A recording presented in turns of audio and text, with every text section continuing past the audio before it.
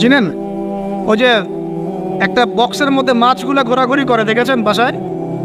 এরা কেন ঘোরে, কখনো জিজ্ঞেস করেছেন নিজেকে যে ওরা কেন একই রাস্তায় বারবার ঘোরে? হ্যাঁ বলেন। ব্রেইনের ধারণ ক্ষমতা এতটুকুই, ও যে রাস্তা দিয়ে যায় ও ভুলে যায় কোন রাস্তা দিয়ে এসেছে। ওই জন্য প্রতিবার এই রাস্তাকে ওর কাছে নতুন বলে মনে হয়। এত স্বল্প জ্ঞান আল্লাহ পাক ব্রেন তাকে দিয়েছে, কিন্তু তারপরেও সে আল্লাহর অবাধ্যতা করে না, কিন্তু সে আল্লাহর ইবাদত করে। ওই মাছও আল্লাহর ইবাদত করে। এখন আমাদের সমাজে এমন কিছু মানুষ দেখতে পাওয়া যায়, জ্ঞান বুদ্ধি মাশাআল্লাহ এমন বলদের পর্যায়ে, যদি বলি কাশ্মীর মনে হচ্ছে জান্নাত, বলবে যে কাশ্মীরকে জান্নাতের সাথে তুলনা করছে। সুবহানাল্লাহ। যাই হোক, আপনাকে যেটা বলছিলাম, যদি এই বিয়ের ডিসিশন আপনি ঠিক রাখতে পারেন, দুনিয়াতে জান্নাতের একটা ফ্লেভার পাবেন ইনশাআল্লাহ। এই সৌভাগ্য নবী সাল্লাল্লাহু আলাইহি ওয়াসাল্লামের হয়েছিল, কারণ তার ঘরে খাদিজা রাদিয়াল্লাহু আনহার মতো একজন স্ত্রী ছিলেন। সারা দুনিয়া তার বিরুদ্ধে, কিন্তু বাসায় গেলে তিনি প্রশান্তির সাথে থাকেন। এটা নিয়ামত না? আর নূহ আলাইহিস সালাম, সারা দুনিয়ার সাথে লড়তে হয়, বাসায় এসে আবার ওয়াইফের সাথে লড়তে হয়। নূহ আলাইহিস সালামের ওয়াইফ কিন্তু ঈমানদার ছিলেন, বুঝছেন দাদা? তো এই যে দুনিয়াতে পরীক্ষা। এখন দেখুন, আপনাদেরকে বলতে যাচ্ছি যে রমাদান আমাদেরকে তাকওয়া শিখিয়েছে, মানে আল্লাহ পাকের সমস্ত নিষেধ বর্জন করা। একটা হাদিস বলি, আপনি বুঝতে পারবেন। আল মুমিন, মুমিন মুসলিম, আল মুমিন আল মুসলিম মান সালিমাল মুসলিমুনা মিন লিসানিহি ওয়া ইয়াদিহি, যার হাত এবং জবান থেকে অন্য মুসলিম নিরাপদ থাকে। আর আল মুহাজির, মুহাজিরকে মান হাজারা মা নাহাল্লাহু আন, আল্লাহ পাক যা নিষেধ করেছেন এখান থেকে সে দূরে থাকে, আল্লাহ নিষেধ থেকে দূরে থাকে। আল্লাহর নিষেধ থেকে দূরে থাকলে পরে তাকওয়ার ফ্লেভার পাওয়া যায়। স্ত্রী ছিল হালাল, আমি ছেড়ে দিয়েছিলাম। পানি পান করা কি হালাল না হারাম? হালাল, কিন্তু রোজা রেখে ছেড়ে দিয়েছে। খাবার খাওয়া কি হালাল না হারাম? হালাল, রোজা রেখে ছেড়ে দিয়েছে। আল্লাহ পাকের হালালগুলো বর্জন করেছে, হারাম কি করতে পারবো? এই জিনিসটার নাম তাকওয়া। রমজান এই শিক্ষা দিয়ে যায় নাই ভাই? বলেন, রমজান এই তাকওয়ার শিক্ষা দিয়ে যায় নাই? অতএব এই শিক্ষাটাকে সারা বছর ধরে রাখবো ইনশাআল্লাহ। পারা যাবে তো ইনশাআল্লাহ? আল্লাহ আমাকে তৌফিক দেখ, আপনাদের সবাইকে তৌফিক দেখ, যেন সারা বছর যে কাজই করব আল্লাহ সন্তুষ্টির জন্য করব, যে কাজই করব নবীর তরিকায় করব, যেই কাজ আল্লাহর নবী এবং আল্লাহ পছন্দ করেন সেই কাজ বেশি বেশি করব, যেই কাজ আল্লাহ নবী পছন্দ করেন না সেই কাজ করব না। সহজ কথা ইনশাআল্লাহ। আল্লাহ আমাকে তৌফিক দেখ, আপনাদের সবাইকে তৌফিক দান। আর এই কাজটা শুধু নামাজে, রোজায়, হজ জাকাতেই না, বরং আপনার ব্যবসা, আপনার সংস্কৃতি, আপনার পরিবার, আপনার রাজনীতি সবখানেই করতে হবে। এই জায়গায় সমস্যা, এই জায়গায় মানুষ মানতে চায় না। এই জায়গায় বাংলাদেশের মুসলমান এখন দুই ভাগে বিভক্ত হয়ে গেছে। একগুলো হয়েছে মুনাফেক মার্কা, একগুলা মুমিন মার্কা। দুইটা মার্কা এখন স্পষ্ট হয়ে গেছে। মুনাফেক মার্কা কারা? নামাজ, রোজা, হজ জাকাত ইসলাম মানতে চায়, এখানে ইসলাম মানতে আমার কোনো আপত্তি নাই, কিন্তু জীবনের অন্যান্য ক্ষেত্রগুলো যেগুলো পড়ে আছে এখানে ইসলামের কথা বলতে আসেন না, খবরদার। সমস্যা এখানে। তো বিশ্বাস করেন, এদের জন্যই কবরের আযাব অপেক্ষা করছে। কবরের আযাব কেন? এমনি এমনি বলি না এই কথাটা। আব্দুল্লাহ বিন উবাই কি চিনেন নাকি? চিনেন? আব্দুল্লাহ বিন উবাই নাম শুনছেন? সূরা তাওবার অনেক বড় একটা অংশ একে কেন্দ্র করে আয়াত নাযিল হয়েছে। আব্দুল্লাহ বিন উবাই কে ছিল বলেন? মুনাফিকের সর্দার, শুধু মুনাফিকের। এখন বলেন তো, আব্দুল্লাহ বিন উবাই নামাজ পড়তো কিনা? নামাজ পড়তো কিনা? আব্দুল্লাহ বিন উবাই নবীর সাথে উহুদের মাঠেও যাচ্ছিলেন, নবীর সাথে তরোয়াল নিয়ে উহুদের মাঠে যাচ্ছিলেন যুদ্ধ করতে।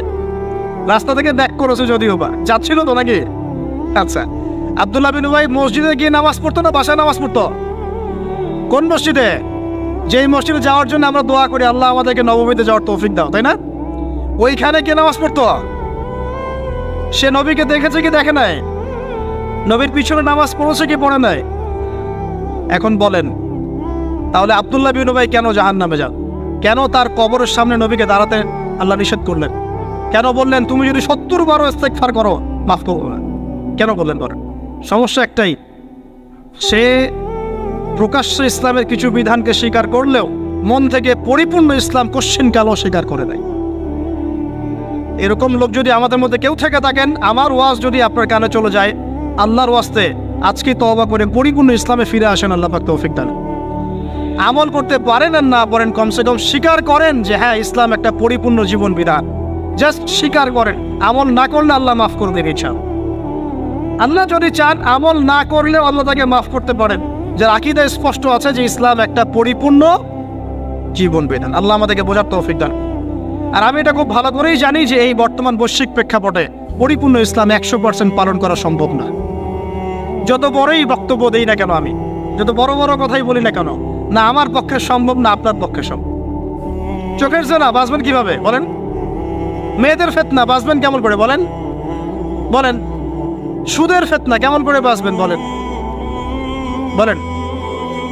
সমাজে মারামারি, কাটাকাটি, রাহাজানি, ছিনতাই, হত্যা, ফিতনার তো শেষ নাই। আপনি বাঁচবেন কিভাবে 100%? এখানে সূরা তালাকের একটা আয়াত আমি আপনাকে বলতে চাই, এতে আপনি আশা পাবেন ইনশাআল্লাহ। সেটা কি? আল্লাহ পাক বলেছেন ফাত্তাকুল্লাহা মাসতাতা'তুম। হে মুসলিম মুমিনরা, তোমরা সাধ্যমতো আল্লাহকে ভয় করে চলো। পারা যাবে না ইনশাআল্লাহ? এরপরে বাকিটা আল্লাহকে বলবো, আল্লাহ আমি চেষ্টা করেছি, আমার ভাইরা চেষ্টা করেছে, আল্লাহ আমরা দিনের আমল করেছি, জ্ঞান অর্জন করেছি, দাওয়াতি কাজ করার চেষ্টা করেছি, আল্লাহ এতটুকু পেরেছি, বাকিটা তুমি মাফ করে দাও। আল্লাহ মাফ করবেন ইনশাআল্লাহ। 99টা খুন করার পর যদি আল্লাহ মাফ করতে পারেন, একজন ব্যভিচারিণী মহিলাকে যদি আল্লাহ পাক এক কুকুরকে পানি পান করানোর জন্য মাফ করতে পারে, আমাকে আপনাকে মাফ করতে পারেন না? অবশ্যই পারেন। তবে চেষ্টাটা আল্লাহ পাক দেখবেন। আল্লাহ পাক আমাদেরকে চেষ্টা করার তৌফিক দান করুন। প্রিয় ভাই, 1 নাম্বার রমাদান দিয়ে গেছে কি আমাদেরকে? তাকওয়া। কি দিয়ে গেছে ভাই? ছেড়ে দিব না সারা বছর ধরে রাখবো? তাকওয়া মানে আল্লাহর নিষেধগুলো পা বেঁচে বেঁচে চলা। আল্লাহর নিষেধ যেখানে সেখানে পা দেওয়া যাবে না। আল্লাহ তৌফিক দান করুন। আমিন। রমজানকে চিরসবুজ করে রাখবো ইনশাআল্লাহ, যেটাকে আমরা বলি এভারগ্রিন রমাদান। রমাদান হবে চিরসবুজ ইনশাআল্লাহ। সারা বছরই রমাদানের ফ্লেভার থাকবে ইনশাআল্লাহ। তখনই হবে জীবনটা কিসের মতো? হ্যাঁ, জান্নাতি মানুষের মতো ইনশাআল্লাহ। তখনই হবে জীবনটা জান্নাতি মানুষের মতো। 1 নাম্বার। 2, রমাদান দিয়ে গেছে প্রিয় ভাই আমাদেরকে আল্লাহর জন্য ত্যাগের শিক্ষা। 2 নাম্বার, আল্লাহর জন্য ত্যাগের শিক্ষা মানে রমাদান মাসে আমরা খাবার ছেড়ে দিয়েছি, স্ত্রী সহবাস ছেড়েছি, পানি ছেড়েছি, মিথ্যা কথা বলা ছেড়েছি, মাপে কম দেওয়া ছেড়েছি। কার জন্য ছাড়ছি ভাই এগুলা? মানুষের জন্যে? স্ত্রী সন্তানের জন্যে? সমাজে মানুষ আমাকে একটা বড় হাজী সাহেব ডাকবে এই জন্যে? কার জন্য ছাড়ছি বলেন তো? এই যে আল্লাহর জন্য ত্যাগের মানসিকতা শিখিয়ে গেছে রমাদান, সারা বছর ধরে রাখবো ইনশাআল্লাহ। রাজি আছি? 1 নাম্বার, শাওয়ালে 6 রোজা রাখবো ইনশাআল্লাহ, সারা বছর রোজা রাখার সওয়াব পাবো। 2 নাম্বার, রমাদানের শিক্ষা ছিল তাকওয়া, সারা বছর তাকওয়া ধরে রাখবো ইনশাআল্লাহ। 3 নাম্বার, রমাদান শিখিয়েছে আল্লাহর জন্য ত্যাগের মহিমা। আল্লাহর জন্য আমরা ত্যাগ করা শিখবো, ছেড়ে দেওয়া শিখবো ইনশাআল্লাহ। আর আমি আমার ক্ষুদ্র জীবনে অভিজ্ঞতা থেকে দেখেছি, ছেড়ে দেওয়ার মধ্যে সুখ আছে। আর মনে করেন কেউ আপনি গালি দিয়েছে, তো আপনি অনেস্ট, আপনি সৎ এবং আপনি কোনো অন্যায় করেননি, আপনি মাজলুম, তারপরে আল্লাহর সন্তুষ্টির জন্য ছেড়ে দিলে, আচ্ছা ছাক কিছু দিয়েছে বা ওকে কিছু বললাম না, ছেড়ে দেন। এই ছেড়ে দেওয়ার মধ্যে যে এত সুখ, এটা আপনি বুঝতে পারতেন না। এই সুখটা উপলব্ধি করেছেন স্বয়ং রাসূল সাল্লাল্লাহু আলাইহি ওয়াসাল্লাম। মক্কা বিজয়ের দিন ওই যে বহু মানুষ এসে কি বলেছিল? কি বলেছিল? ভয়ে কাঁপছে যে রাসূল সাল্লাল্লাহু আলাইহি ওয়াসাল্লাম তাদেরকে আবার মৃত্যুদণ্ড দেন কিনা। আচ্ছা না? আল্লাহ নবী বললেন যে লা তাসরিবা আলাইকুমুল ইয়াউমা, তোমাদের উপর আজকে আমার কোনো অভিযোগ নাই। ওয়া আনতুমুত তুলাকা, তোমরা মুক্ত, যাও, ছেড়ে দিল। এটা শান্তি। ইউসুফ আলাইহিস সালামের ভাইরা কুয়াতে ফেলে দিয়েছিল না? সেখান থেকে মিশরের বাজারে, সেখান থেকে রাজপ্রাসাদে, সেখান থেকে জেলখানায়, জেলখানা থেকে রাষ্ট্র ক্ষমতায়। কি লাইফ ট্র্যাজেডি, লাইফের ট্র্যাজেডি দেখেছেন? এখন ইউসুফ আলাইহিস সালাম যখন শেষে ভাইদেরকে চিনলেন, তিনি কি ভাইদের প্রতি প্রতিশোধ নিয়েছেন? বলেছেন যাও, মাফ করে দিলাম, ছেড়ে। এটাই শান্তি। আল্লাহর জন্য ত্যাগের মহিমার মধ্যে শান্তি আছে। আল্লাহ পাক আমাদেরকে ত্যাগ করার তৌফিক দান। তাই বলে সব জায়গায় আবার ত্যাগ করা যাবে না, এটাও মাথায় রাখতে হবে। বুঝতে পারছেন না কথা? বলি, মনে করেন যে আপনার পরিবারে আপনার বোনকে কেউ টিস করেছে, না বুঝতে পারি, ছেড়ে দিব? যা বাবা তুই টিস করেছিস, যা দিলাম, ছেড়ে। দেখো, মনে করেন যে কারো সমাজের মধ্যে কাউকে ধর্ষণ করা হচ্ছে, না বুঝতে পারি না, আর আমরা বলবো যে যাক মানবতা দেখালাম, ছেড়ে দিলাম। ইসলাম তো মানবতা ধর্ম, যাও ছেড়ে দিলাম, বললাম হবে? সব জায়গায় ইসলাম মানবতা শেখায় নাই, কারণ কোনো জায়গায় মানবতা না শেখানোটাই ফরজ। একজন চোরের উপর আপনি কি মানবতা দেখাবেন? একজন ধর্ষকের উপর আপনি কি মানবতা দেখাবেন? যে আরো ধর্ষণ কর বাবা, যা উৎসাহ দিবেন? একজন খুনি, আপনি কি তাকে মানবতা দেখাবেন না ফাঁসি দিবেন? তো এই যে কিছু মানুষ এখন বলে ইসলাম মানে শান্তি, আর শান্তি মানে শান্তির সুবাতাস, বুঝছেন? ওরা ওই যে ইসলাম থেকে বদর, উহুদ, খন্দক, খায়বার সব কাট করে ফেলছেন। এগুলো ইসলামে নাই। ইসলামে শুধু আছে সালাম সালাম, আফসুস সালাম, খালি সালাম দিবা আর তোমরা কি করবো, খাবার খাওয়াবা, ব্যাস। আর ইসলামের যে আরো বড় বড় বিধানগুলো আছে এগুলো পাশ কাটিয়ে এড়িয়ে যাবে। ইসলাম তো শান্তির ধর্ম। আর বাবা শান্তি মানে কি? শান্তি মানে আল্লাহর বিধানগুলো মেনে নিয়ে আল্লাহর সামনে আত্মসমর্পণের মধ্য দিয়ে শান্তি অর্জন কর। এই হলো ইসলামের ডেফিনেশন। আল্লাহ পাক আমাদেরকে পূর্ণাঙ্গতা বোঝার তৌফিক দান করুন, আমিন। হ্যাঁ, যেটা বলছিলাম প্রিয় ভাইরা, অন্যের কষ্ট উপলব্ধি করে আমরা সারা বছর অন্যের স্বার্থকে অগ্রাধিকার দিব ইনশাআল্লাহ। যদি আমাদেরকে কেউ কষ্টও দেয়, আল্লাহর ওয়াস্তে মাফ করে দিবেন। তবে যেখানে মাফের কোনো সুযোগ নেই সেখানে মাফ করতে চায়। আল্লাহ পাক বোঝার তৌফিক দেয়। 4, রমাদান দিয়ে গেছে গরিবের কষ্ট উপলব্ধি করার মানসিকতা। যখন না খেয়েছিলাম তখন গরিবের কষ্ট বুঝি নাই। না খেয়ে থাকলে কেমন লাগে, পানি না পান করতে পারলে কেমন লাগে। হ্যাঁ, এটা আল্লাহ পাক কেন দিয়েছেন? যাতে করে আমরা সমাজের এই দুস্থ মানুষগুলোর কষ্ট বুঝতে পারি। আল্লাহ পাক সারা বছর আমাদেরকে গরিবের সেবা করার তৌফিক দান করুন। আর এখন গরিবের রক্ত খুব চুষে খাওয়া হয়, তাই না ভাই? গরিবের রক্ত চোষা একটা সমাজ চলতেছে, আর রক্ত চোষা একটা অর্থনীতি চলতেছে। এই অর্থনীতির জনক বাংলার মাটিতে না, এই অর্থনীতির জনক পশ্চিমের। এটা সারা বিশ্বে ফর্ম করা হয়েছে। এর মধ্য দিয়ে গরিবের রক্তকারী চুষতে থাকবে, চুষতে থাকবে। কারা চুষবে? পুঁজিবাদীরা। কারা চুষবে? এটা আবার কি? কোনো ওয়াজে তো শুনি নাই পুঁজিবাদ আবার কি জিনিস। এটাকে ক্যাপিটালিজম বলে। পুঁজিবাদ মানে সমাজের একটা অংশের মানুষের কাছে ধন সম্পদ কক্ষীভূত হবে, বাকিরা আস্তে আস্তে গরিব হতে থাকবে দিন দিন। এটা হচ্ছে কিনা? সমাজে এই স্তরবিন্যাসটা বাড়ছে কিনা? এই তো ঢাকা শহরে গিয়ে দেখেন না, বড় বড় কিছু জায়গা, গুলশান, বনানী, বাড়িধারা, এই বসুন্ধরা, দেখবেন খালি টলেস্ট বিল্ডিং, প্রতিযোগিতা প্রতিযোগিতা। আর একটা বড় অংশ দেখবেন খালি বস্তি আর বস্তি আর বস্তি। এই যে দেখছেন তারতম্য, দেখছেন? এটা সারা বিশ্বে হচ্ছে সুদের কারণে। কিসের কারণে ভাই? 1 নম্বর সুদের কারণে, 2 নম্বর দুর্নীতির কারণে, 3 নম্বর হচ্ছে এই যে বোগাস একটা মনিটরি সিস্টেম চলছে এর কারণে। এটা বোঝেন খুব ভালোই যে কি দিতে হবে, খাদ্যদ্রব্য দিতে হবে, দিরহাম দেওয়া যাবে না, ফেতরা, তাই না ভাই? এটা তো খুব ভালোই বোঝেন। তো নবী সাল্লাল্লাহু আলাইহি ওয়াসাল্লাম যে গোল্ড দিনার আর সিলভার দিরহাম ইউজ করতেন, আপনি এখন কাগজের টাকা ইউজ করেন কেন? বলেন এখন, কথা বলেন। এটা তো খুব ভালোই বুঝলেন যে খাদ্যদ্রব্য দিয়ে ফেতরা দিব। খাদ্য দিয়েছেন নবী, খাদ্যই দিব। চাল দিয়েছেন চাল, খেজুর খেজুর, কিসমিস কিসমিস। তাহলে নবী তো দিনার আর দিরহাম ইউজ করেছেন, তা আপনি এখন কাগজের টাকা ইউজ করেন কেন? আমি যে 5-10 বছর আগে বলছিলাম যে এই সিস্টেমটার মতো সমস্যা আছে, তখন তো খারেজি মানলেন ফতোয়া। তখন তো খারেজি মানলেন ফতোয়া। এখন এতটুকু বুদ্ধি মাথায় আসে না? দিনার দিরহাম এটাই ইসলামিক কারেন্সি, এটাই ইসলামিক কারেন্সি। আমরা যেগুলো চালাচ্ছি এগুলো ইসলামিক কারেন্সি নয়, কিন্তু পুরো বৈশ্বিক প্রেক্ষাপটে আমরা মানতে বাধ্য হচ্ছি। ইসলামিক খেলাফতই ইসলামিক পলিটিক্যাল ভিউ, কিন্তু সারা বিশ্বে খেলাফত নাই, আমরা মানতে বাধ্য হচ্ছি। ডেমোক্রেসি, সেকুলারিজম মানতে বাধ্য হচ্ছি। এটা বাধ্য হয়ে আমরা করছি, কিন্তু তাই বলে তো ইসলামিক জিনিস আর অন ইসলামিক জিনিস একাকার হয়ে যায় নাই, হয়ে গেছে। পর্দা, শরিয়া পর্দা পুরো উপর থেকে প্রতিষ্ঠা নাই, অনেকেই বেপর্দায় চলছে। আমরা তো বেপর্দা সমাজে চলতে বাধ্য হচ্ছে, হচ্ছে না? হচ্ছে কি না? এটা বাধ্য হয়ে আমরা করছি, কিন্তু কেউ কি মেনে নিয়েছে এটা? এই ইন্টেলেকচুয়াল ল্যাকিংসের কারণেই তো আজকে এই অবস্থা। প্রিয় ভাইয়েরা, বোঝার চেষ্টা করেন গভীর থেকে। রমাদান মাস গরিবের কষ্ট উপলব্ধির মাস ছিল। আল্লাহ পাক আমাদের সবাইকে গরিবের কষ্ট বোঝার তৌফিক দান করুন। আর আল্লাহর ওয়াস্তে চেষ্টা করবেন গরিব মানুষকে খাওয়ানোর, এতিমের দায়িত্ব নেয়ার। প্রত্যেকটা এলাকায় এলাকায় এতিমখানা গড়ে তোলেন, এতিমদেরকে ফ্রি পড়াশোনার ব্যবস্থা করেন, তাদেরকে কোরআন শেখান, তাদের পিছনে টাকা ইনভেস্ট করেন, তাদের মাথায় হাত বোলান। আল্লাহ রহম করবে ইনশাআল্লাহ, আল্লাহ তৌফিক দান করে দেবেন।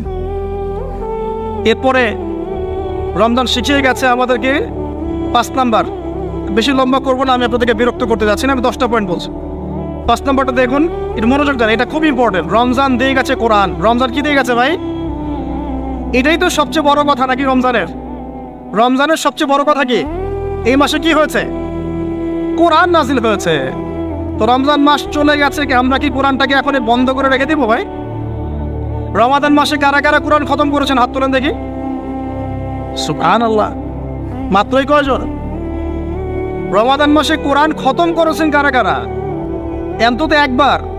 আল্লাহু আকবার। আল্লাহ আমাদেরকে মাফ করুন না, আমিন। আল্লাহ আমাদেরকে মাফ করুন না। আমি খুবই হতাশ হলাম। রমাদান মাসে কোরআন অন্তত একটা বার তো খতম করা উচিত ছিল নাকি ভাই? আচ্ছা, রমজানের সম রাখেন কেন জানেন? রমজান মাসে কোরআন নাজিল হয়েছে, এটা রমজানের সম্মান। আল্লাহ পাক বলেন নাই শাহরুর রমাদান আল্লাযী উনজিলা ফীহিল কোরআন? আল্লাহ পাক বলেন নাই রমজান সেই মাস যেই মাসে কোরআন নাজিল হয়েছে? ইন্না আনজালনাহু ফী লাইলাতিল কদর, কদরের রাতে আমি কোরআন নাজিল করেছি। তাহলে রমাদান মাসে কোরআন পেয়েও যারা কোরআন পড়লো না, বুঝলো না, খতম করলো না, আমি তাদের জন্য আফসোস ছাড়া কিচ্ছু করতে পারছি না। আচ্ছা যাই হোক, যা করেছেন করেছেন, তওবা করা যাবে তো ইনশাআল্লাহ? আমার সাথে বলেন আস্তাগফিরুল্লাহ আল্লাযী লা ইলাহা ইল্লা হুয়াল হাইয়ুল কাইয়্যুম ওয়া আতুবু ইলাইহি। আল্লাহ আমাদের সবাইকে কোরআন তেলাওয়াত করার তৌফিক দান করুন, সবাইকে কোরআন তেলাওয়াত শেখার তৌফিক দান করুন। আর ভাই, যোগ্যতা অর্জন করে তো দিনের কাজ করতে হবে, আগে তো কোরআন তেলাওয়াত করা শিখতে হবে নাকি? আল্লাহ পাক সবাইকে কোরআন তেলাওয়াত শেখার তৌফিক দান করুন, কোরআনের তাফসীরগুলো পড়ার তৌফিক দান করুন। আল্লাহ পাক প্রতি মাসে কমপক্ষে একবার করে কোরআন খতম করার তৌফিক দান। আল্লাহর রাসূল রমজান মাসে কোরআন এক খতম করতেন। জিবরাইল আলাইহিস সালাম আসতেন, তিনি পড়তেন, তিনি শুনতেন, তিনি পড়তেন, তিনি শুনতেন। এভাবে তারা প্রতি রমাদানে কোরআন খতম করতেন কি না? তার মানে মাসে কোরআন খতম করা রাসূলের সুন্নাত না? আমরা কি এই সুন্নাতটা জীবিত করতে পারবো না ইনশাআল্লাহ? প্রত্যেক দিনে এক পারা করে পড়লেই হয়ে যায়। এক পারা মানে 20 পৃষ্ঠা। এই হাফেজি কোরআনের 20 পৃষ্ঠা, সময় লাগবে সর্বোচ্চ 1 ঘন্টা থেকে 1.5 ঘন্টা, সর্বোচ্চ 1 ঘন্টা থেকে 1.5 ঘন্টা। যারা হাফেজ তাদের সময় লাগে আধা ঘন্টাও না, আধা ঘন্টা। পারবো না ভাই ইনশাআল্লাহ? আল্লাহ পাক এই রমজান মাসের এই কোরআনকে সারা বছর আঁকড়ে ধরার তৌফিক দান করুন। এই কোরআন নাজিল হওয়ার পরেই আইয়ামে জাহিলিয়াত পরিবর্তন হয়েছিল। আবু জেহেলের শাসন পরিবর্তিত হয়ে মুহাম্মাদের শাসন হয়েছে। অতএব কোরআন থেকে বিমুখ জাতি কখনো দিন কায়েম করতে পারবে না। আল্লাহ পাক বোঝার তৌফিক দান করুন, আমিন। আমাদের যুবক ভাইরা একটু ওয়াদা করতে পারি তো ইনশাআল্লাহ সবাই কোরআন তেলাওয়াত করা শিখবো, প্রত্যেক মাসে এক খতম দেবো ইনশাআল্লাহ, কোরআনের অর্থ পড়বো ইনশাআল্লাহ। না অর্থ পড়ার দরকার নাই, খালি প্রত্যেক হরফে 10 লাখই কামাই করবো, অর্থ পড়ার কোনো দরকার নাই ভাই? আচ্ছা যাক, কিছু মানুষ আবার রাগ করে অর্থ পড়তে বললে, কারণ স্বার্থ আছে। যদি আপনারা কোরআনের অর্থ পড়া শুরু করেন এবং হাদিসের চর্চা করা শুরু করেন, দিনই পড়াশোনা করা শুরু করেন, তখন তো অনেক ধর্ম ব্যবসা বন্ধ হয়ে যাবে আর কি। কথা বুঝতে পারছেন না মনে হয়? আপনারা যদি শিক্ষিত হওয়া শুরু করেন, কোরআনের A to Z অর্থ পড়া শেষ করেন, হাদিসগুলো পড়া শুরু করেন, ওলামায়ে কেরামের সাথে পরামর্শ করে বইপত্র পড়া শুরু করেন, হ্যাঁ, বিভিন্ন ইসলামিক কোর্সগুলো করতে থাকেন, আস্তে আস্তে আপনার যোগ্যতা বাড়বে। তখন তো আপনি কি করবেন না? ধর্মের নামে বিভ্রান্ত হতে চাইবেন না। অনেকের তখন ধর্ম ব্যবসাটা কি হবে?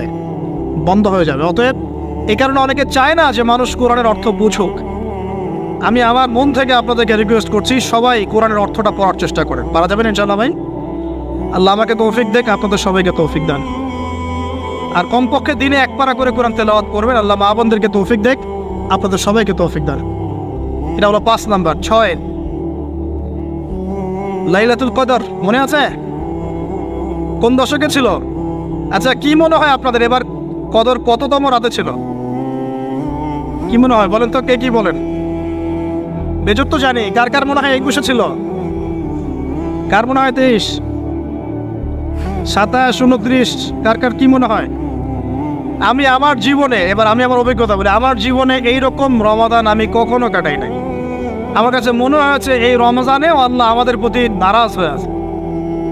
পুরো রমজান চলে যাচ্ছে, বৃষ্টি হচ্ছে না, এই সামান্য একটু বৃষ্টি। অথচ রমজান মাস আসার আগেই পরিবেশ ঠান্ডা হয়ে যেত না? আগে রমজান মাসে কন্টিনিউয়াসলি বৃষ্টি হতো, স্পেশালি শেষের দশকে অনেক বৃষ্টি হতো। এবং বৃষ্টি ছিল একটা আলামত, যেটা দেখে আমরা চিনতে পারতাম যেটা কদরের রাত হতে পারে। এবার চেনাই যাচ্ছে না, খেয়াল করে দেখেন নাই? গরম, আর আমরা তো ঢাকায় ছিলাম, গরমের তীব্রতায় থাকা যাচ্ছে না, এসি থেকে বাইরে বেরিয়ে হওয়া যাচ্ছে না। আল্লাহ পাক নারাজ, ইস্তেসকার দোয়া করা হচ্ছে, বৃষ্টি হচ্ছে না। চিন্তা করতে পারেন? আর এমনও যুগ ছিল যে ওলামায়ে কেরাম, মানে দ্বীনের যারা রিপ্রেজেন্টেটিভ, আলেম ওলামা, মুত্তাকি পরহেজগার ব্যক্তিরা আনাচে কানাচে দোয়া করতো, সাথে সাথে বৃষ্টি নামা শুরু হতো। আমরা চিনি না। শোনেন কেন হচ্ছে না, কারণ আমরা হয়তোবা এখনো সেই পর্যায়ের তাকওয়া, সেই পর্যায়ের আল্লাহ ভীতি এখনো অর্জন করতে পারি নাই, যে আমরা দোয়া করলেই সাথে সাথে কবুল হয়ে যায়। হয়তোবা আমাদের ভিতরে অনেক ত্রুটি আছে, এই ত্রুটিগুলো আগে দূর করতে হবে, আল্লাহ পাক তৌফিক দান করুন। আর আমার মনে হয় এমন অনেক মানুষ এই বাংলার জমিনে আছেন যারা যদি এই নামাজের সুযোগ পেতেন তাহলে তারা দোয়া করার সাথে সাথে বৃষ্টি বর্ষণ, কিন্তু তারা সুযোগ পাচ্ছেন না। এই একজন ছেলে বুঝতে পারছে কথার অর্থটা কি। এমন বহু মানুষ বাংলার মাটিতে আছে, হয় তারা যদি সুযোগ পেত নামাজটা পড়ার হয়তো বা বৃষ্টি হতো। নাই বুঝলেন, একটু লেটে বোঝেন। আচ্ছা, বাংলাতে এমন অনেক মানুষ আছে যারা নীরবে নিভৃতে তাহাজ্জুদে আল্লাহর কাছে এত কান্নাকাটি করে, এত আমল করে, এত পরহেজগার মানুষ, তাদের দোয়ার বদৌলতে অনেক কিছু হয়। এটা আপনারা বিশ্বাস করেন? বিশ্বাস করতে হয়। আল্লাহ পাকের এই বান্দারা দুনিয়াতে আছে বলেই বহু কিছু হয়। আল্লাহর অনেক আযাব গজব আল্লাহ পাক উঠিয়ে নেন।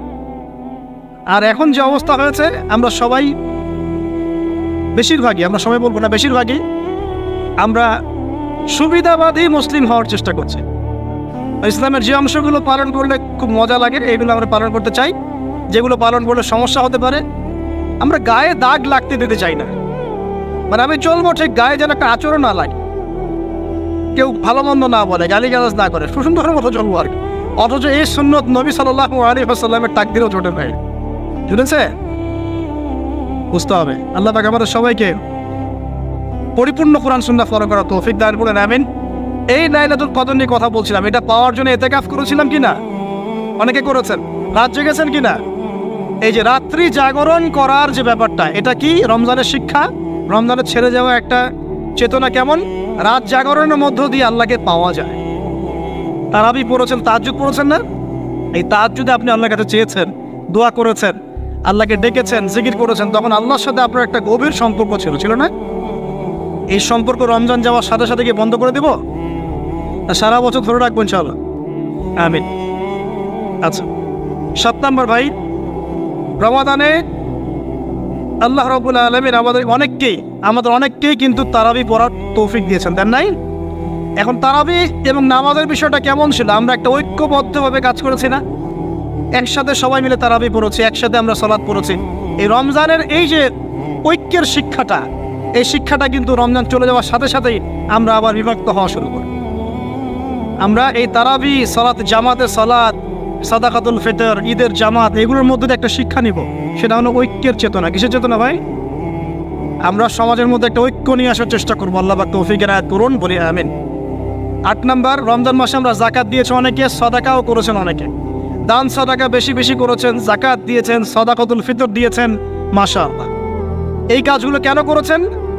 যাতে সাদাকার মধ্য দিয়ে আমাদের গুনাহগুলো মাফ হয়ে যায়। আল্লাহ পাক আমাদেরকে এই সাদাকার ওসিলায় কালকে আমাদের মাফ করেন, আরশের ছায়া দেন এবং জান্নাত দান করেন। এই দান সাদাকার সিলসিলাটা, বেশি বেশি দান সাদাকার সিলসিলাটা সারা বছর চালু রাখতে হবে, আল্লাহ পাক তৌফিক এনায়েত করেন। আর এই দান করার সময় খেয়াল রাখবেন দানের টাকা কোথায় যাচ্ছে, খেয়াল রাখবেন আপনার দানের টাকা যাচ্ছে কোথায়, খেয়াল রাখতে হবে। এগুলো সমস্যা চলছে না সমাজে? দান কোথায় করবেন খেয়াল রাখবেন, কোন জায়গায় দান করলে আপনার দানটা সঠিকভাবে ইউটিলাইজ করা হবে এবং ইসলামের পথে এটা কাজে লাগানো হবে, এটা খেয়াল রাখবেন। আপনার দানটা সঠিকভাবে ব্যয় হচ্ছে কিনা।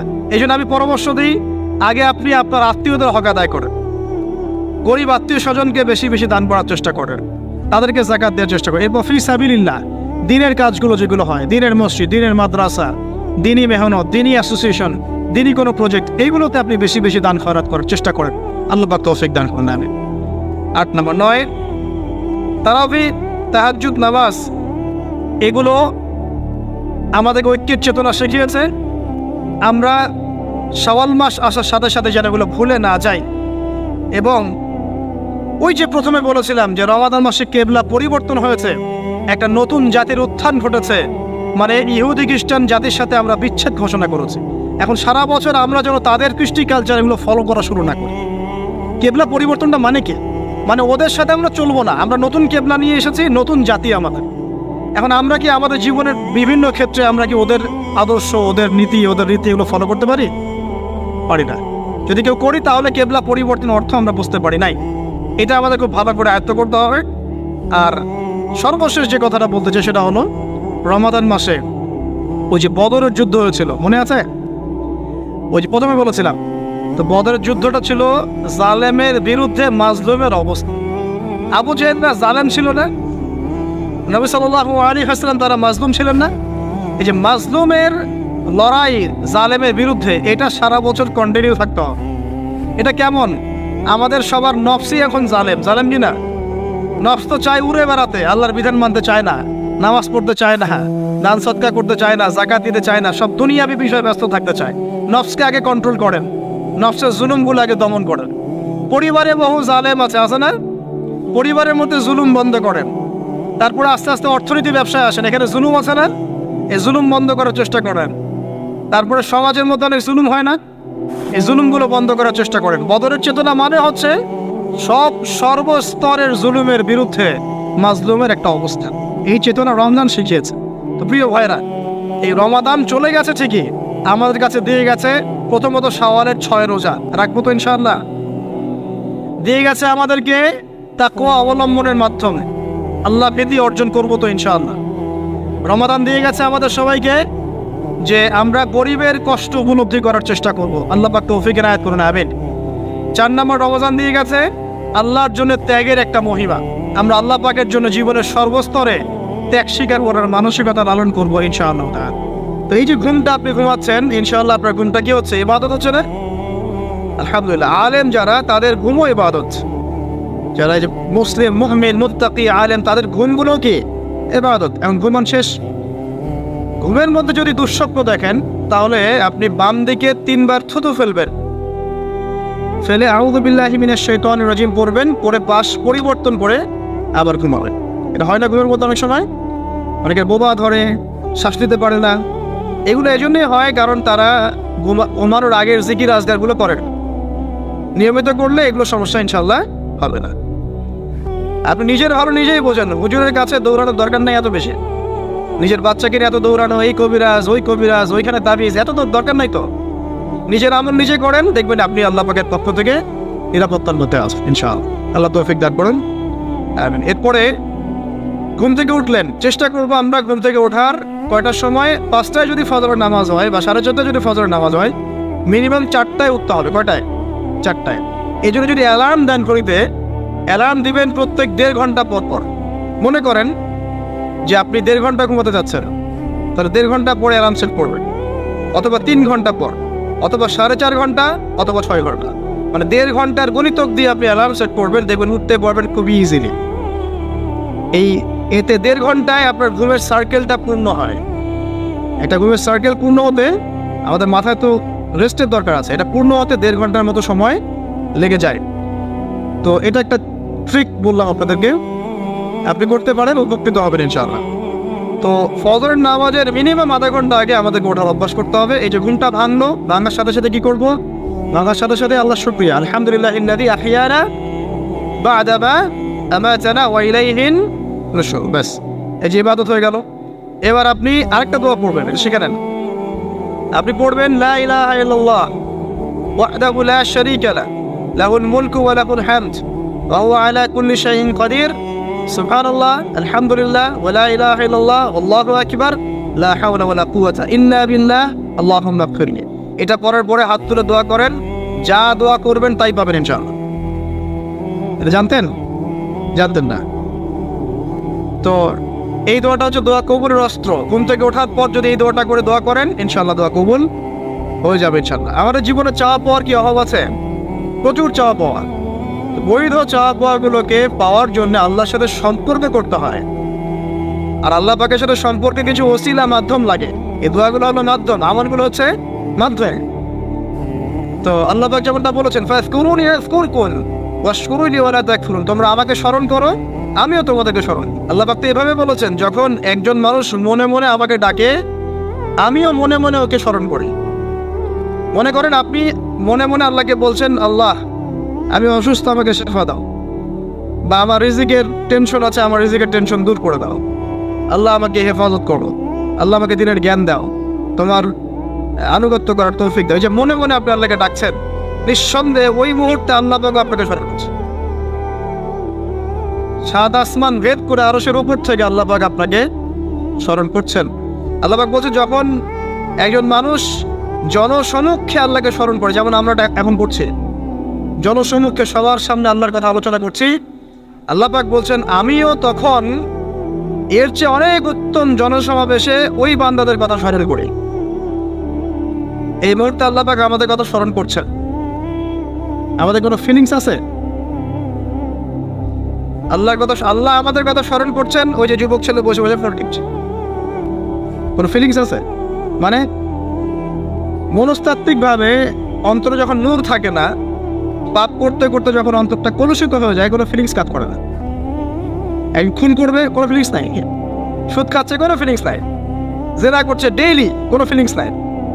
দেখবেন ঘুষ নিচ্ছে, দুর্নীতি করছে, মানুষের সম্পদ আত্মসাৎ করছে, যারা বলবেন ফিলিংসও নাই যে আমি একটা পাপ করছি। কখন এরকম হয় জানেন? যখন এক কথায় যখন মানুষ পাপ করতে করতে করতে করতে, এই যে কলব বলে একটা কথা আছে, এই কলবের উপরে কালো কুৎসিত একটা মরিচা পড়ে যায়, তখন আর ফিলিংস কাজ করে না। তো ফিলিংস কাজ করানোর বুদ্ধি কি? দুইটা বুদ্ধি আছে। এক, বেশি বেশি কোরআন তেলাওয়াত করা, তাহলে অন্তরের মরিচা দূর হয়ে যাবে ইনশাআল্লাহ। আর দুই হচ্ছে বেশি বেশি মৃত্যুর কথা স্মরণ করা, তাহলে মনের মধ্যে যে কালিমাগুলো আছে আস্তে আস্তে দূর হবে ইনশাআল্লাহ। মৃত্যুর কথা কে স্মরণ করে? এখন মানুষ তো চলাফেরা করে এমন ভাবে যে কোনোদিন মরবেই না। কে স্মরণ করে? যে টেবিলের তল দিয়ে ঘুষ নিচ্ছে ও স্মরণ করে মৌতের কথা। যে মেয়েটা বোরখা পরে যে ডেটিং করে বেড়াচ্ছে, জেনা করে বেড়াচ্ছে, ও কি মৃত্যুর কথা স্মরণ করে? যে ছেলেটা এখনকার যুব সমাজের বেশিরভাগই মাদকের সাথে সম্পৃক্ত, গার্লফ্রেন্ড বয়ফ্রেন্ড অ্যাফেয়ার্সে আছে, হ্যাঁ, টিকটক প্রজন্ম, আড্ডাবাজি করে সময় কাটায়, গুন্ডামি করে, মাস্তানি করে, এর মৌতের কোনো ফিকির আছে? একজনকে বড় দায়িত্ব দেওয়া হয়েছে, সবার সম্পদ লুটপাট করে খাচ্ছে, এর মৌতের ফিকির আছে নাকি? এর মধ্যে ফেরাউনি চেতনা এসেছে, আনা রব্বুকুম বলে আলা, আমি মহান রব, আমি তোমাদের মহান রব। ওদের মধ্যে ওই চেতনা কাজ করছে যে সূরা মুমিনুনে যেটা বলা আছে যে আমরা এখানেই জন্ম নেই, এখানেই মারা যায়, আমরা পুনরুত্থিত হব না। ইন হিয়া ইল্লা হায়াতুনা দুনিয়া নামুতু ওয়া নাহইয়া ওয়া মা নাহনু বিমাবউসিন। আমরা এই দুনিয়াতেই বাঁচি, দুনিয়াতেই মরি, আমাদের কোনো পুনরুত্থানের কিছু নাই। এদের চেতনায় মরেন। কে ফিকির করে মত? অথচ আপনি দেখছেন যে প্রতিনিয়তই কোনো কারণ ছাড়াই মানুষ নাই, কোনো কারণ লাগে না। এখন তো কারণ ব্যাখ্যা করতে আমরা পছন্দ করি, এই কারণে ওইটা হয়েছে, ওই কারণে এটা হয়েছে। এটাকে বলে কার্যকারণ তত্ত্ব। দর্শনের ভাষায় কি বলে? কার্যকারণ তত্ত্ব। এটা আপনারা ফিলোসফি পড়লে বুঝবেন। আর প্রত্যেকটা কাজের পিছনে একটা কারণ থাকে, আমরা কারণটা সার্চ করি বেশি। এখন কারণ ছাড়াই মানুষ ডেড। এই যাচ্ছে, উপরে একটা সুন্দর করে বড় একটা পাথর ঝুলছে, সব পাস হয়ে যাচ্ছে ওখান থেকে। মানে রাস্তায় কাজ চলছে, উপরে আবার এটা ঝুলছেও, আর মানুষ আবার অন্যস্তে যাতায়াত করছে। তো যারা রাখছে ওদের ইন্টেলেকচুয়াল অবস্থা চিন্তা করেন, আর যারা আমরা উত্তল দিয়ে যাচ্ছি তারও অবস্থা চিন্তা করেন। বুদ্ধিভিত্তিকভাবে আমরা কোন জায়গায় চিন্তা করেন? মানে মানুষ বিজি রোড দিয়ে যাচ্ছে, ওখানেই কাজ হচ্ছে, আবার যেখানে কাজ হচ্ছে দেখছি সেখানে আমরাও আবার তল দিয়ে যাচ্ছি। সবাই পাস হয়ে গেল, যাদের তাকদিরে লেখা ছিল মওত একদম মুহূর্তের মধ্যে শেষ। কি কারণ ব্যাখ্যা করবেন? কোনো সায়েন্স দিয়ে ব্যাখ্যা করতে পারবেন? পারবেন না। ওই ময়মনসিংহে ওই যে মহিলারা যাচ্ছে, ট্রাক মেরে দিয়ে চলে গেল, মহিলার পেট থেকে বাচ্চা ফেটে পেট ফেটে বাচ্চা বের হয়ে গেল, বাচ্চা জীবিত, মা ডেড। সায়েন্স দিয়ে ব্যাখ্যা করতে পারবেন? এটাই তাকদির। একেই বলে তাকদির, যেটাকে সায়েন্স দিয়ে ব্যাখ্যা করা যায় না, বিজ্ঞান দিয়ে ব্যাখ্যা করা যায় না। এরকম ঘটনা কত ঘটছে অহরহ। দুজন বসে আছে, হাজব্যান্ড ওয়াইফ, হাজব্যান্ডের যাওয়ার কথা, হাজব্যান্ড ওয়াইফের গাড়িতে বসছে, আর ওয়াইফ হাজব্যান্ডের গাড়ি ড্রাইভ করছে। আর এই হাজব্যান্ডের দুশ্মন যে ছিল, সে টার্গেট করেছিল যে ওই লোকটাকে গুলি করে মারবে রাস্তায়। যেহেতু ওয়াইফ হাজব্যান্ডের গাড়ি ড্রাইভ করছে, রাস্তায় ওয়াইফ ডেড, হাজব্যান্ড জীবিত। তাকদির। তো তাকদিরকে কি আপনি এই ভাগ্যটা কি আপনি সায়েন্স দিয়ে ব্যাখ্যা করতে পারবেন? সম্ভব? অহরহ এরকম মৌতের ঘটনা ঘটছে। তারপরেও দেখবেন যুবকদের এই বিলাসিতা, এই মানে আড্ডাবাজি, মেয়েদের পিছনে ঘোরা, এই যে মাদক সেবন করা, টিকটক করা, বুদ্ধি প্রতিবন্ধী প্রজন্মের মতো, এগুলো থামছে না। কোনো শিক্ষাই তারা নিতে যাচ্ছে না। বয়স হয়ে গেছে, অনেক বয়স, দেখবেন ওই যে চায়ের দোকানে বসে ক্যারাম খেলছে। বুড়া মানুষ, তার হায়াতের কতদিন বাকি আছে আল্লাহ ভালো জানেন। দেখবেন দিব্যি কোনো টেনশনই নাই, ক্যারাম বোর্ড খেলছে, ওখানে লুডো খেলছে। দেখেন আর যে আপনাদের গ্রামাঞ্চলে যে চায়ের স্টলগুলো আছে, দেখবেন ওই যে টিভি ছেড়ে রেখে দিবে, ঘন্টার পর ঘন্টা টিভি চলছে, মানুষ চা খাবে 1 কাপ আর টিভি দেখবে 5 ঘন্টা। ওর যে হায়াতের কোনো মূল্যই তার কাছে নাই, যে আল্লাহ পাক তাকে একটা সময় দিয়ে পাঠিয়েছেন, কোনো ফিলিংসই নাই। অথচ মানুষ প্রতিদিন, দিনে রাতে, প্রত্যেক দিন মানুষ অহরহ মারা যাচ্ছে। যাদের ভিতরে মৌতের চিন্তা আছে তারা কিন্তু পাপ কম করলেও ফিরে আসে আল্লাহর দিকে, কারণ তাদের প্রতি মৌতের ফিকির আছে। আর যাদের মৃত্যুর কোনো চিন্তা নাই, তারা এই রাজনীতি বলেন, অর্থনীতি বলেন, সমাজনীতি বলেন, আর এই পরিবার আর ধর্ম বলেন, সমস্ত ক্ষেত্রে পাপ করে বেড়াবে, কোনো ফিকির নেই।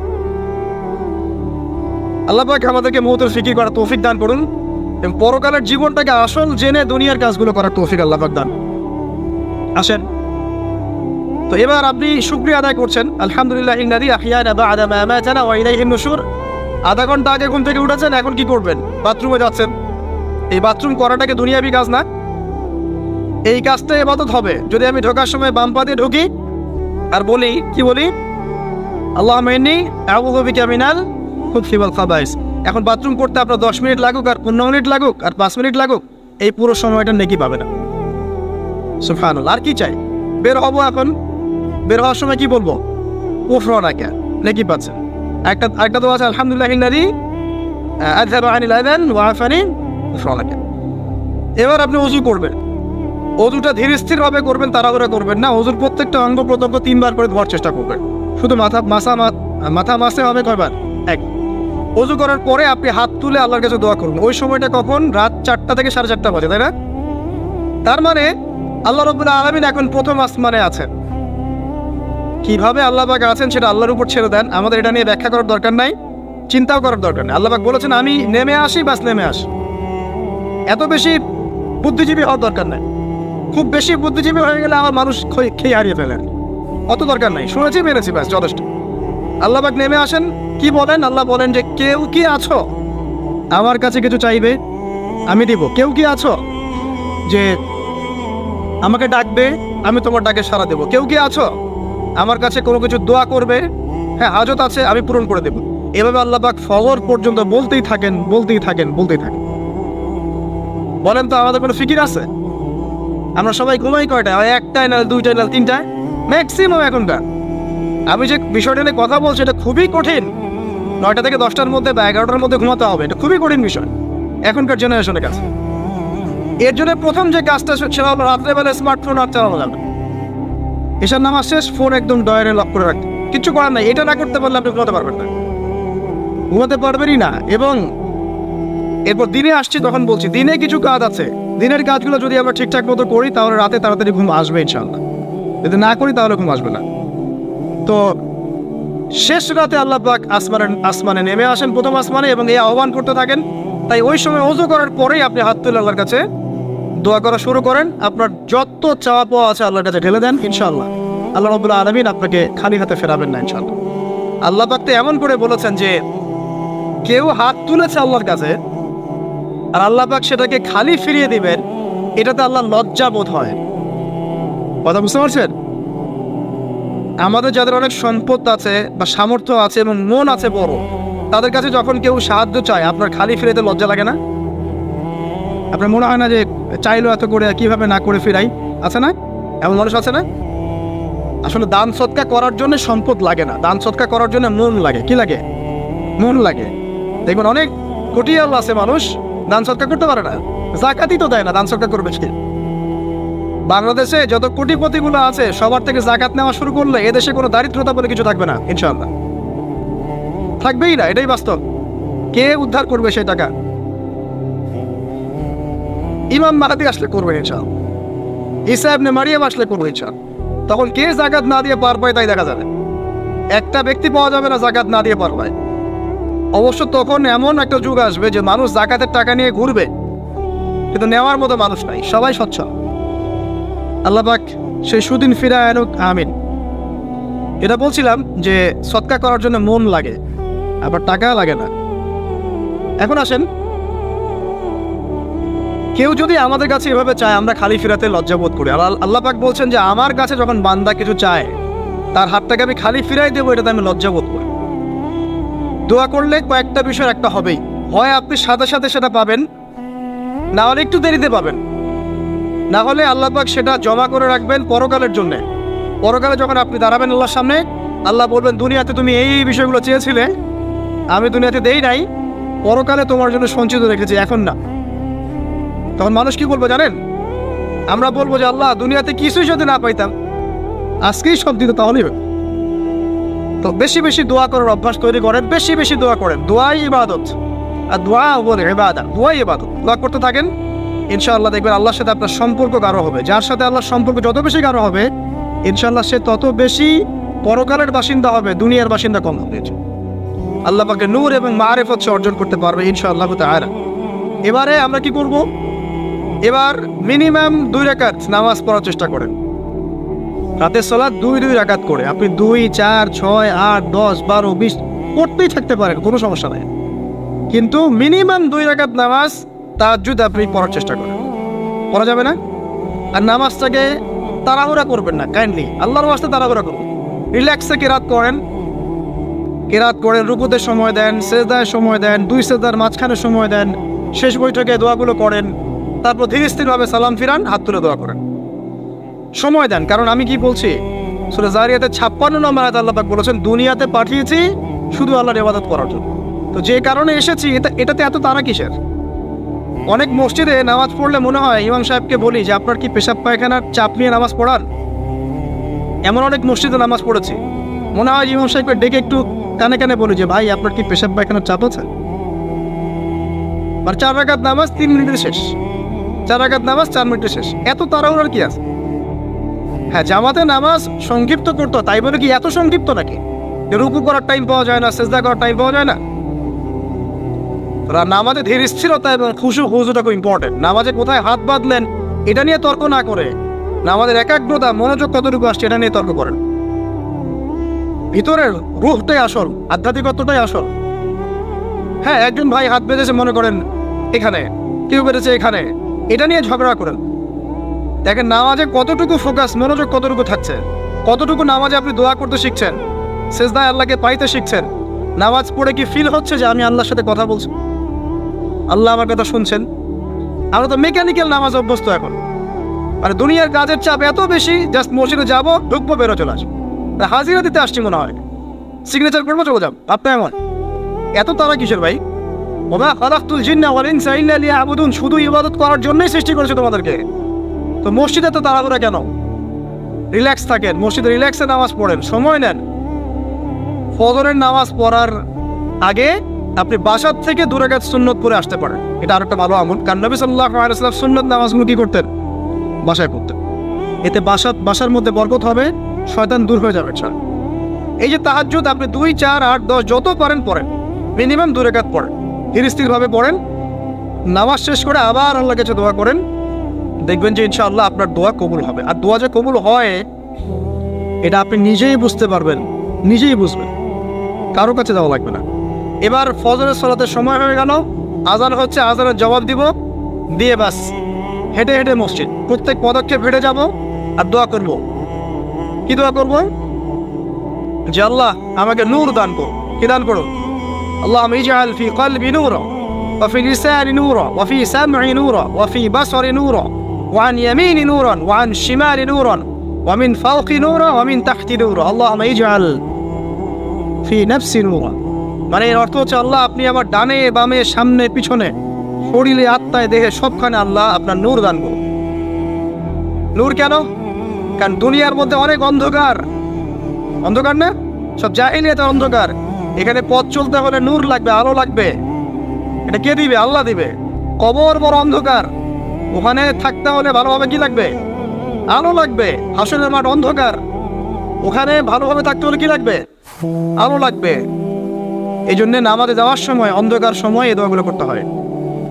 আর তার আগে একটা কথা বলতে ভুলে গেছি, বাসা থেকে যে বের হচ্ছেন তখন কি পড়বেন? কি পড়বেন?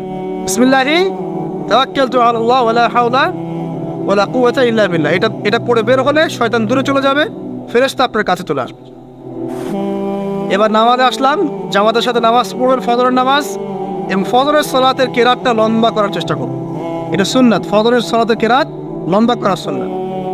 এবং নামাজ শেষ হওয়ার সাথে সাথেই উঠেও চলে যাবেন না, নামাজ শেষ এবার আপনি ওখানে বসে থাকবেন, বসে বসে জিকির আজকারগুলো করবেন। কি কি জিকির করবেন আমি কয়েকটা আপনাদেরকে শিখিয়ে দিচ্ছি, বাকিগুলো আপনারা কিতাব থেকে শিখে নেবেন। সালাম ফেরানো শেষ, প্রথমে একবার আল্লাহু আকবার, তারপর 3 বার আস্তাগফিরুল্লাহ আস্তাগফিরুল্লাহ আস্তাগফিরুল্লাহ। এরপরে পড়বেন আল্লাহুম্মা আনতাস সালাম ওয়া মিনকাস সালাম তাবারাকতা ইয়া যাল জালালি ওয়াল ইকরাম পড়বেন। তারপর আল্লাহুম্মা আইন্নি আলা যিকরিক ওয়া শুকরিকা ওয়া হুসনি ইবাদাতিক। এরপরে পড়তে পারেন আয়াতুল কুরসি, যেটা একটু আগে বলেছি, তাসবিহাত সুবহানাল্লাহ আলহামদুলিল্লাহ আল্লাহু আকবার 33 পরে কালিমা শাহাদা, অথবা 10-10-10 পড়ার দলিল আছে। এরপরে পড়বেন সুবহানাল্লাহি ওয়া বিহামদিহি আদাদা খালকিহি ওয়া রিদা নাফসিহি ওয়া জিনাতা আরশিহি ওয়া মিদাদা কালিমাতি 3 বার, এটা 3 বার। তারপর 3 কুল 3 বার করে, সূরা ইখলাস 3 বার, ফালাক 3 বার, নাস 3 বার, সূরা হাশরের শেষ 3 আয়াত একবার। এরপরে পড়বেন সাইয়্যিদুল ইস্তিগফার, মানে সমস্ত ইস্তিগফারের শ্রেষ্ঠ ইস্তিগফার। এটা কোনটা? আল্লাহুম্মা আনতা রাব্বি লা ইলাহা ইল্লা আনতা খালাকতানি আনা আবদুক ওয়া আনা আলা আহদিক ওয়া ওয়াদিক মাস্তাতা'তু আউযু বিকা মিন শাররি মা সানা'তু আবুউ লাকা বিনি'মাতিকা আলাইয়া ওয়া আবুউ বিযামবি ফাগফিরলি ফাইন্নাহু লা ইয়াগফিরু যুনুবা ইল্লা আনতা। এটা যে পড়বে সকালে পড়ে যদি রাতের মধ্যে মারা যায় জান্নাত ইনশাআল্লাহ, আবার সন্ধ্যায় পড়ে যদি সকালের আগে মারা যায় জান্নাত ইনশাআল্লাহ। এত বড় অস্ত্র, এত বড় একটা সুযোগ। এরপরে পড়বেন আমার পছন্দের কয়েকটা, আউযু বিকালিমাতিল্লাহি তাম্মাতি মিন শাররি মা খালাক 3 বার। এটা যদি আপনি পড়েন আপনি দৃশ্য অদৃশ্যের ক্ষতি থেকে বেঁচে থাকবেন ইনশাআল্লাহ। দুষ্ট জিন শয়তান আপনার কোনো ক্ষতি করতে পারবে না ইনশাআল্লাহ।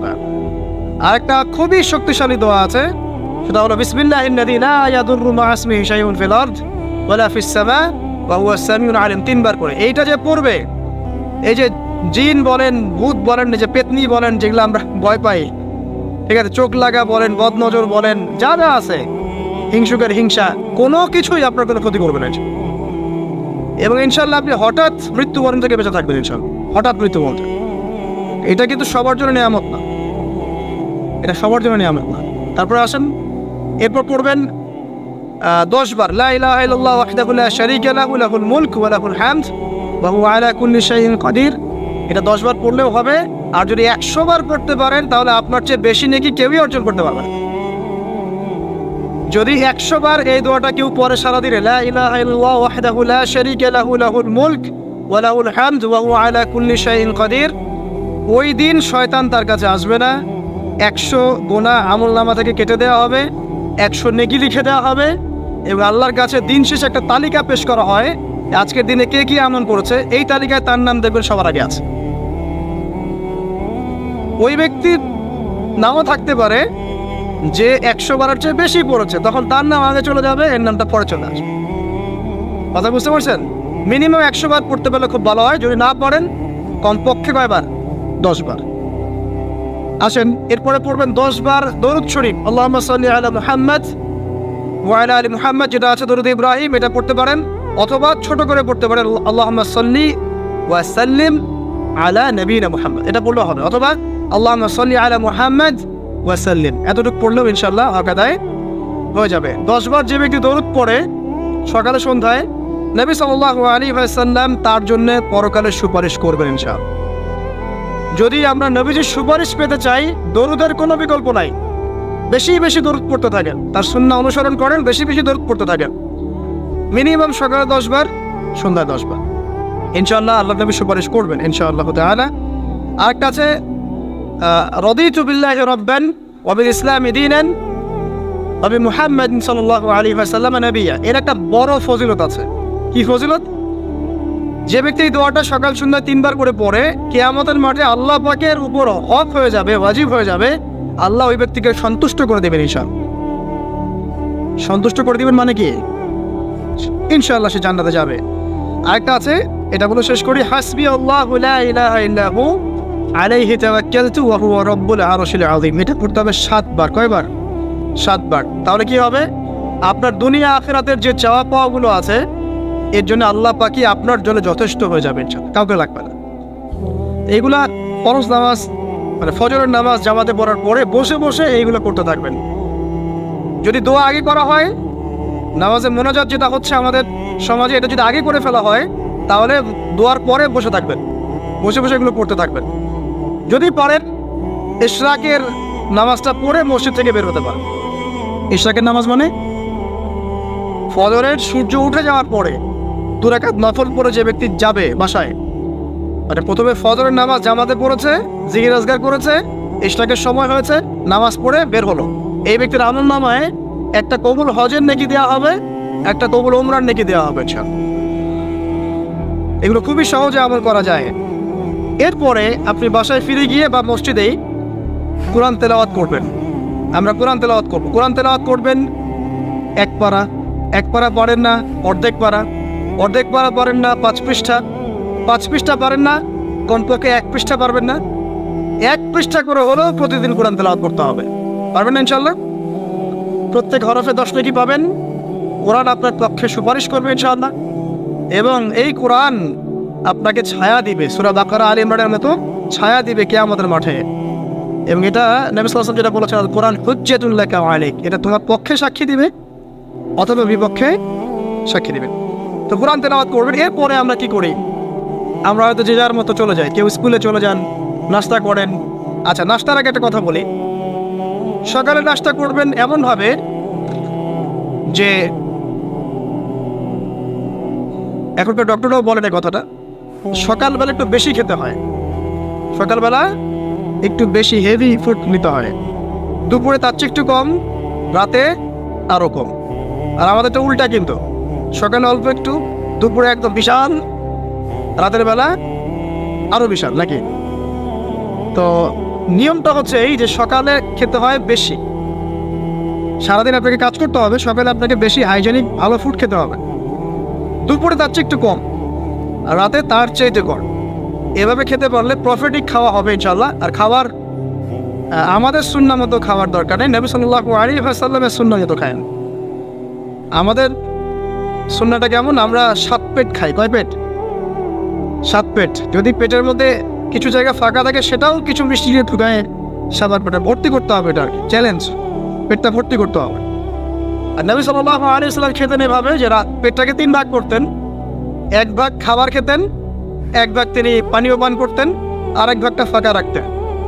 আপনি এভাবে খাওয়া শুরু করেন, দেখবেন আপনি ফিজিক্যালি ফিট ফিল করছেন এবং আপনি ক্লান্ত হচ্ছেন কম, অলসতা কম আসছে কাজে, আপনি এনথুজিয়াজম পাবেন ইনশাআল্লাহ তাআলা। তো খাবারের ব্যাপারটা সতর্ক থাকে। আর এই যুগে খাবারের মধ্যে প্রচুর ভেজাল আছে, চেষ্টা করতে হবে ম্যানুফ্যাকচার্ড খাবারগুলো বাদ দিয়ে হোমমেড যে ফুডগুলো আছে, হোমমেড ফুড মানে বাসায় যেগুলো আমরা তৈরি করি, ফ্রেশ হাইজেনিক ফুডগুলো খাওয়ার চেষ্টা করতে হবে। স্পেশালি বাচ্চাদের ব্যাপারে সতর্ক থাকতে হবে।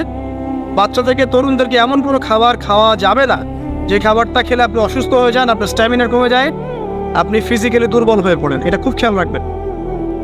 খাবার এই যে আপনারা যে গ্রাম অঞ্চলে থাকেন, আপনারা সৌভাগ্যবান একদিক থেকে যে আপনারা ফ্রেশ খাবার উৎপন্ন করে খেতে পারেন। শেষ জামানায় খাবারের মধ্যে খুব ভেজাল আসবে, এটা বিভিন্ন হাদিস দিয়ে মেলানো যায়, আমি ওদিকে যাচ্ছি না। কিন্তু কনক্লুশন বললাম, শেষ জামানায় খাবারে প্রচুর ভেজাল আসবে। ওই ভেজালগুলো থেকে দূরে থাকতে হলে আমাদেরকে হাইজেনিক ফুডের দিকে ফোকাস করতে হবে এবং প্রোডাক্ট খাবার উৎপন্ন করে খেতে পারলে খুব বেশি ভালো হয়, না পারলে রুট লেভেল থেকে খাবার নিয়ে আসতে হবে। আর অ্যাটলিস্ট ম্যানুফ্যাকচার যে খাবারগুলো বাজারে ঘোরাফেরা করে এগুলো অ্যাভয়েড করতে হবে। আল্লাহ পাক বোঝার তৌফিক দান করুন। আমি আর লম্বা করছি না, শেষ করে দিচ্ছি ইনশাআল্লাহ। লেখাপড়া এবং ওয়ার্কের বিষয়গুলো বলছিলাম যে আমরা যারা লেখাপড়া করব, প্রফিটিক লাইফস্টাইল করতে হলে এবং প্রোডাক্টিভ মুসলিম হতে হলে লেখাপড়াটা করতে হবে আল্লাহ সন্তুষ্টির জন্যে। চাকরি বাকরি ব্যবসা বাণিজ্য যাই করে, কৃষিকাজ, সব কিছুর উদ্দেশ্য হবে কি? আল্লাহ সন্তুষ্টি অর্জন করে এবং ওই ক্ষেত্রে সৎ থাকা, কাউকে না ঠকানো, মাপে কম না দেওয়া, দুর্নীতি না করা, ঘুষ না নেওয়া। তাহলে আপনার জীবনের প্রত্যেকটা কাজই কি হবে? ইবাদত হিসেবে গণ্য হবে ইনশাআল্লাহ তাআলা। শেষ করার আগে আমরা জোহরের ওয়াক্তে চলে আসছি। আপনি আপনার জব সেকশনে কাজ করছেন, নামাজের ওয়াক্ত হলো, নামাজ পড়ে নেবেন। আচ্ছা, নামাজের আগে আপনি 4 রাকাত সুন্নত পড়বেন, শেষে 2 রাকাত। চেষ্টা করবেন দিনে 12 রাকাত সুন্নত পড়ার জন্য। ফজরের আগে 2, জোহরের আগে 4, পরে 2, 6 আর 2 8, মাগরিবের পরে 2, এশার পরে 2। এই যে মোট 12 রাকাত সুন্নাত যে ব্যক্তি নিয়মিত পড়বে, জান্নাতে আল্লাহ পাক তার জন্য একটা ঘর নির্মাণ করবেন ইনশাআল্লাহ তাআলা। প্রতিদিন একটা ঘর, প্রতিদিন একটা করে ঘর আপনি পেতে পারেন মাত্র 12 রাকাত নফল বা সুন্নাত আদায় করার মধ্য দিয়ে। জোহরের ওয়াক্ত চলে আসলো, আমরা যেখানে থাকি, স্কুলে বা কলেজে, ইউনিভার্সিটিতে বা চাকরির ক্ষেত্রে, নামাজটা পড়ে নেব ইনশাআল্লাহ। এরপর আবার কাজে যান, কাজ করেন, লাঞ্চ করেন, খাওয়া দাওয়া করেন। আবার খাওয়ার সুন্নাত বলে যান না, 7 পেট না, 1 পেট খাওয়ার, 1 পেট পানি, 1 পেট ফাঁকা, এবং হাইজেনিক ফুড, ম্যানুফ্যাকচার্ড না। তারপরে যান, রেস্ট করেন, গাইলুল আছে তাকে বলে, 1 থেকে 1.5 ঘন্টা রেস্ট করেন, ঘুমান। তারপরে আপনি বিকেল সময়টা আবার আসরের নামাজ পড়েন, আপনার কর্মক্ষেত্রে কাজগুলো সারেন। সন্ধ্যায় আপনি আবার বাসায় ফিরে আসবেন। এই সন্ধ্যায় বাসায় ফিরে আসবেন, ফিরে আসার পরে মাগরিবের সালাত পড়লেন জামাতে। পড়ার পরে বিকেল টাইমটা, মাগরিবের আগে বিকেল টাইমটা আপনি ঘুরতে যান, পরিবারকে সময় দেন, বাচ্চাদেরকে সময় দেন, একটু দিনী ভাইদের সাথে বসেন। ওই সময় যদি কোনো হালাকা অ্যারেঞ্জ করা যায়, মসজিদ ভিত্তিক তালিমে বসেন, 2টা হাদিস পড়েন, কোরআন একটু দার্স নেন, বা অনলাইনে কোনো লেকচার শুনেন বা বই পড়েন, কিছু একটা করেন। আর পরিবারকে সময় দেন। পরিবারকে সময় দেওয়ার পর মাগরিবের ওয়াক্ত হয়ে যাওয়ার পরে, মাগরিবের নামাজ শেষ, ফজরের পর আপনি যে আমলগুলো করেছেন মাগরিবের পর, সেই আমলগুলো আবার করতে হবে, সেম কাজ। এভাবে করতে করতে দেখবেন 1 ঘন্টা চলে গেল। বাসায় গিয়ে আপনি পরিবারকে সময় দেন, আপনার অফিসের কাজ, হোমওয়ার্ক, স্কুলের কাজ, ইউনিভার্সিটির কাজ, এগুলো শেষ করেন। শেষ করার পরে আপনি রাতের খাবার খেয়ে নেন, খেয়ে নিয়ে আবার চলে আসেন মসজিদে, এশার নামাজ পড়েন, পড়ে বাসায় গিয়ে জাস্ট ঘুমেন, আর দেখা দেখি নাই। তখন আপনি আবার দেখবেন ফজর ওই 4টা 3টে উঠতে পারবেন, তাহাজ্জুদ পড়তে পারবেন, ফজর পড়তে পারবেন, আবার আপনার দিনটা লম্বা হবে ইনশাআল্লাহ। এভাবে 1 দিন 2 দিন না, সপ্তাহে 7 দিন, মাসে 30 দিন, বছরে 365 দিন যখন এই প্রজন্ম কাটাতে পারবে, আমরা কাটাতে পারবো, তখন আমাদের মুখে মানাবে দিন ইসলাম প্রতিষ্ঠার কথা। তার আগে আমাদের মুখে এসব কথা মানায় না। এখন আমাদের মুখে এসব কথা এখন মানাচ্ছে না, কারণ আমরা তো আমলই করছি না, আমাদের ঈমান আকীদা ঠিক নাই, আমাদের প্রফেটিক লাইফস্টাইলই তো নাই, নবী সাল্লাল্লাহু আলাইহি ওয়াসাল্লামের মতো লাইফস্টাইলই তো নাই আমাদের। তাহলে আমাদের দ্বারা কেমন করে দিনের পতাকা আল্লাহর জমিনে প্রতিষ্ঠিত হবে বলেন তো দেখি। এভাবে যখন একটা উম্মাহ গড়ে উঠবে, খুবই ডিফিকাল্ট, এটা কিন্তু অনেক বড় চ্যালেঞ্জ। এটাই সবচেয়ে বিগ টাস্ক, যে এই আমরা যারা আছি, আমাদের ইয়াং তরুণ প্রজন্ম, আমাদের মা বোন, বাচ্চা কাচ্চা এবং আমাদের বৃদ্ধ, সবাই মিলে যখন এইভাবে মুভ করবে, তখন দেখবেন একটা জাতি সকাল থেকেই সজাগ, সকাল থেকেই জাতি সজাগ। যেমন একটা চমৎকার একটা আইন করা হয়েছে না, রাত 8টায় সব বন্ধ, খুবই ভালো কথা। কেউ অ্যাপ্রিসিয়েট করুক না করুক, আমি শুরুতেই বলেছি আলহামদুলিল্লাহ, খুব ভালো। অ্যাটলিস্ট এখন 10টায় ঘুমাতে পারবো, তারপরেও দেখবেন 3টার আগে ঘুমাচ্ছে না। কিন্তু আপনি মদিনায় গিয়ে দেখবেন ফজরের পর থেকেই সব কিছু লাইভ, স্কুল, কলেজ, দোকানপাট, অফিস সব ওপেন। কারণ আমাদের উম্মত, এই উম্মতের জন্য ফজরের পরের সময়টাতেই বরকত রাখা হয়েছে। যে সময়টা আমরা পাই না, আমাদের সকাল হয় 11টায়, আমাদের সকাল হয় 10টায়, কর্মক্ষেত্র শুরু হয় 10টায়। এই জন্য সকাল ওই যে 5টা থেকে 10টায় এই বরকতটা আমরা পাই না। এভাবে যদি আমরা নিয়মিত 24 ঘন্টা কাটাতে পারি, ওই যে আয়াতটা বলেছি, ওয়ামা খালাকতুল জিন্না ওয়াল ইনসা ইল্লা লিয়াবুদুন, আমি জিন এবং মানুষকে শুধুমাত্র আমার ইবাদত করার জন্যই সৃষ্টি করেছি। এই আয়াতটার হক আদায় হবে ইনশাআল্লাহ, ব্যক্তি জীবন সুন্দর হবে ইনশাআল্লাহ, আমাদের পরিবারগুলো সুন্দর হবে ইনশাআল্লাহ, আমাদের যুব সমাজ একটা গতি পাবে, হ্যাঁ, এবং তারা প্র্যাকটিক্যাল বাস্তব বিষয়গুলোকে নিয়ে ব্যস্ত থাকবে, অবাস্তব অনেক জিনিসগুলো পিছনে ছুটবে না। আমাদের সমাজটা সুন্দর হবে ইনশাআল্লাহ। আস্তে আস্তে দেখবেন উম্মার একটা বড় অংশ ইনশাআল্লাহ আযজা ওয়া জাল আগামী দিনগুলোতে দিনকে এগিয়ে নেওয়ার জন্য এবং দিনকে আল্লাহর জমিনে প্রতিষ্ঠার জন্য শক্তি, মেধা, মনন, তাদের এনথুজিয়াজম সব কিছু আল্লাহর সন্তুষ্টির জন্য ঢেলে দেওয়ার প্রয়াস পাবে ইনশাআল্লাহ।